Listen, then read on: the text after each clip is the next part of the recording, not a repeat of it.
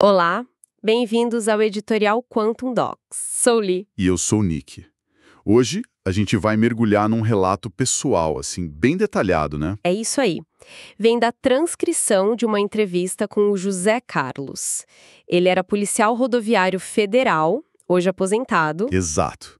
E ele conta umas experiências que, bom, ele descreve como tendo acontecido em estados alterados de consciência. Coisas meio sobrenaturais na visão dele. Isso tudo depois de uma crise pessoal bem forte, né? Uhum. Que acabou levando ele para uma hospitalização. Isso foi em julho de 2004. E ele diz que lá no hospital deram para ele uma dose muito alta de calmantes. E o ponto central da história toda é uma experiência fora do corpo que ele diz ter tido. Ele descreve que se viu fora do corpo físico mesmo, tipo, olhando para ele mesmo na cama do hospital. E a esposa dele também estava lá, né? Ele a viu também. Viu? Viu a si mesmo e a esposa no quarto.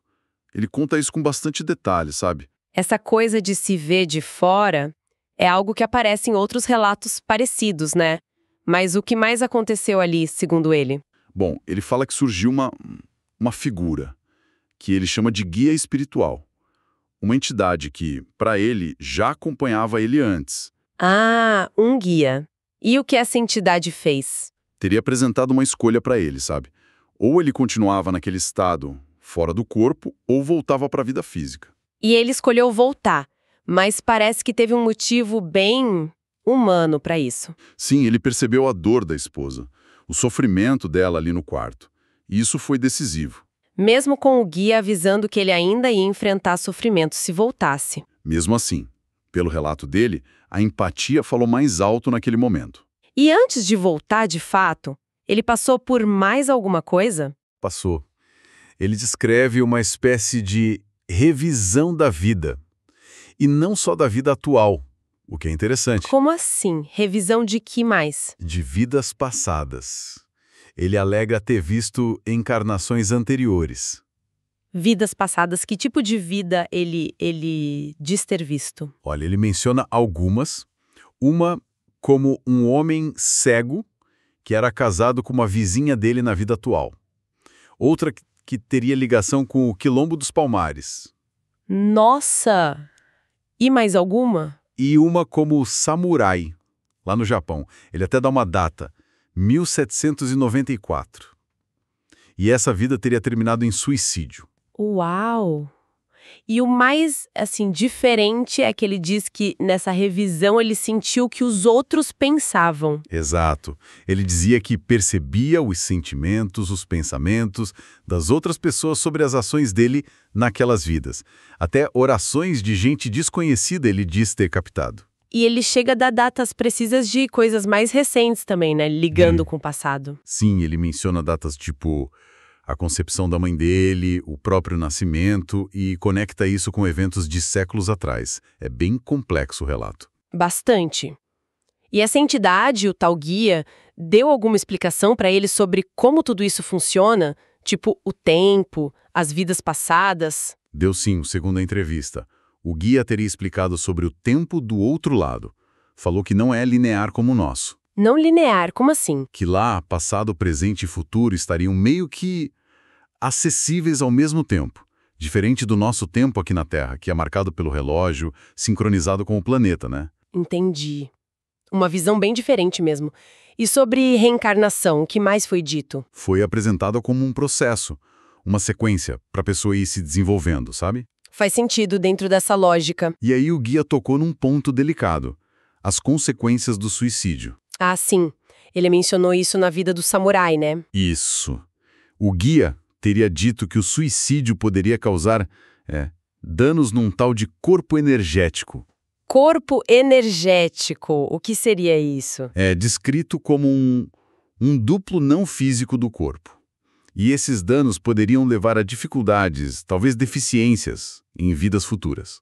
E ele falou de tipos diferentes de encarnação? Falou. Fez uma distinção entre encarnações que seriam compulsórias, meio que obrigatórias, e outras escolhidas. Compulsórias e escolhidas. Termos que a gente ouve por aí nesses contextos. E a questão do bem e do mal apareceu na conversa com o guia? Apareceu. O relato diz que o guia afirmou que o diabo existe, mas deu uma interpretação particular. Que seria? Que o diabo, na verdade, são as nossas próprias ações negativas. A frase que ele cita é forte. Você é o diabo na sua própria vida. Nossa. Coloca a responsabilidade toda na pessoa, né? Exato. A ideia é que o mal vem das nossas ações. E Deus seria tipo a unidade por trás de tudo. Interessante essa perspectiva. E depois disso tudo, como foi a volta para a vida normal para ele? Foi tranquilo? Que nada. O relato descreve um período bem difícil. A família demorou para reconhecer ele, sabe? Ele lutou para largar a medicação psiquiátrica. Imagino. E ele sentiu alguma mudança na percepção dele? Muita. Ele fala que a percepção da realidade ficou diferente. Chegou a dizer que conseguia ouvir os pensamentos das outras pessoas. Ouvir pensamentos, isso deve ter sido bem perturbador. Com certeza. Um impacto bem grande e, pelo visto, duradouro. E aquela comunicação com o guia, ele disse, continuou depois que ele voltou ao normal? Ou foi só ali no hospital? Ele afirma que sim, que a comunicação continuou, que essa entidade seguiu orientando ele em várias coisas da vida. Até em coisas práticas? Sim. Inclusive, ele diz que ajudou no desenvolvimento de umas invenções que ele depois conseguiu patentear. Então, o que temos aqui é um relato muito singular, né? Nascido num momento de crise profunda, uma suposta overdose, fala de experiência fora do corpo, guia espiritual, vidas passadas, com percepção de sentimentos alheios. Conceitos complexos sobre tempo, reencarnação, consequências de atos como suicídio, e ainda efeitos bem concretos na vida dele depois, como essa comunicação contínua e as invenções. Exatamente. É um material que levanta muitas questões, né? Sobre o que é consciência, memória, como a gente percebe a realidade, ainda mais em situações extremas assim. Sem dúvida. Situações de grande vulnerabilidade física e emocional, como essa. Fica então a reflexão para quem nos ouve, como a gente pode analisar narrativas como essa, que desafiam o nosso entendimento comum das coisas, especialmente quando surgem nesses momentos de crise.